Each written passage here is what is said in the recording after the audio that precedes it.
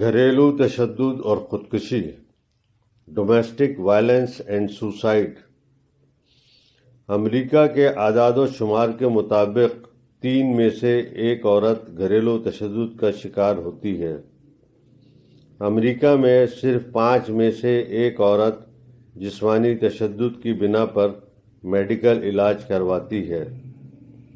امریکہ میں گھریلو تشدد کے نصف واقعات تھانوں میں رپورٹ ہوتے ہیں۔ مندرجہ بالا امریکہ کے اعداد و شمار سے آپ اپنے ملک کے اعداد و شمار کا اندازہ لگا سکتے ہیں۔ گھریلو تشدد کرنے والے تمام افراد اس بات کا یقین دلاتے ہیں کہ وہ اب گھریلو تشدد نہیں کریں گے، مگر تشدد بڑھتا جاتا ہے۔ گھریلو تشدد کا شکار ہونے والی تمام عورتوں کے قتل ہونے کے امکانات ہوتے ہیں۔ امریکہ میں گھریلو تشدد کا شکار ہونے والی 4 میں سے 1 عورت اقدام خودکشی کرتی ہے۔ گھریلو تشدد ہمیشہ غلط ہوتا ہے، یہ ایک مجرمانہ فعل ہے۔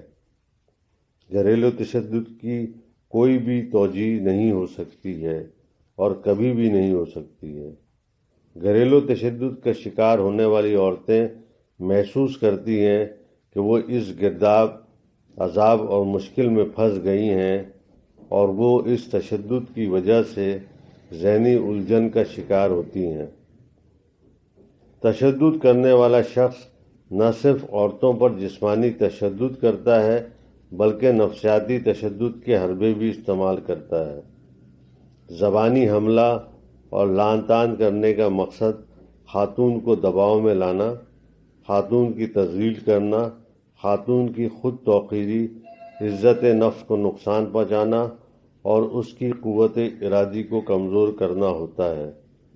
گھریلو تشدد کا شکار ہونے والی خواتین میں نفسیاتی تبدیلیاں پیدا ہو جاتی ہیں جس سے وہ نا امید، بے یار و مددگار اور ذہنی الجھن کا شکار ہو جاتی ہیں، مگر اس کے باوجود بھی تشدد میں کوئی کمی نہیں آتی ہے، کیونکہ تشدد کرنے والا شخص خود غرض، ظالم، مجرمانہ ذہنیت کا حامل بے ضمیر شخص ہوتا ہے۔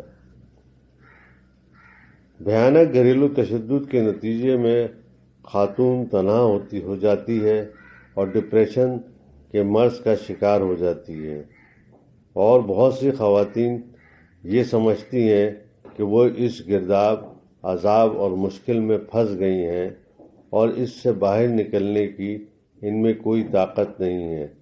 وہ ڈپریشن کا علاج بھی نہیں کرواتی اور سمجھتی ہیں کہ اب اس کا حل صرف خودکشی ہے۔ ایسے گھروں کے بچے بھی جن کے گھروں میں یہ تشدد واقعات ہوتے ہیں، ان بچوں میں بھی خودکشی کے اقدامات کرنے کے امکانات ہوتے ہیں۔ بچوں پر جسمانی تشدد اور جذبات کی تذلیل کے عمل کے بہت گہرے اثرات ہوتے ہیں اور وہ بھی اپنے آپ کو کمزور اور ناتواں محسوس کرتے ہیں، جس کی وجہ سے یہ بچے ڈپریشن کا شکار ہو جاتے ہیں۔ ان بچوں کے پاس بھی اس تکلیف دہ عمل سے نکلنے کا ایک ہی راستہ ہوتا ہے اور وہ فرار کا راستہ ہوتا ہے، اور خودکشی بھی تو زندگی سے فرار ہی ہے۔ اگر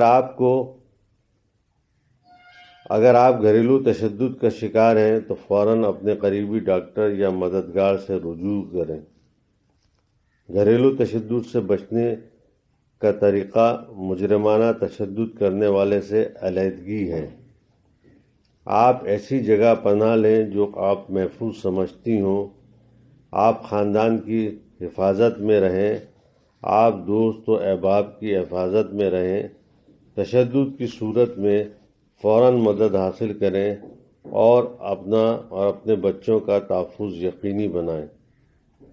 یاد رکھیے، گھریلو تشدد کی کوئی بھی توجیہ نہیں ہو سکتی ہے۔ آپ ایک اچھی زندگی گزارنے کا حق رکھتی ہیں، آپ ایک عظیم شخصیت کی مالک ہیں، اور آپ اپنا خیال ضرور رکھیں۔